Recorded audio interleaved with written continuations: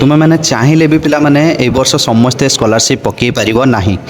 सेटा मुझे कहूँ वीडियो को शेष पर्यटन देखूँ ता पूर्व मुझे कहवाई चाहे वर्तमान टाइम रे जोटा आम पोस्ट मैट्रिक स्कॉलरशिप कौचे जोटा को प्रेरणा भी आम आगुरी जानी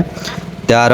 लास्ट डेट रोचे सेप्टेम्बर 29 2026 या भितर जो मैंने भी नुआ पकड़ा चाहूच रिन्यूअल करने चाहूच तुम मैंने करें किंतु एलिजिबिलिटी क्राइटेरिया भितर आसवा दरकार सबु वर्ष भली ए वर्ष भी सब जिनस सेम अच्छी किंतु गोटे जिनस नुआ अपडेट आसी जोटा कि गवर्नमेंट ऑफ ओडिशा रु SC/ST वेलफेयर डिपार्टमेंट रु तो से जिनसटा आगुरी भी मुझे भिडियो माध्यम कही आज भी आउ थे मुझे मन पकई दूची जो पिला माने आजिका डेट्रे +2 सेकेंड ईयर हेले बा +3 सेकेंड ईयर बा थर्ड ईयर हेले सेमानकर पूर्व वर्षर जो एग्जाम होता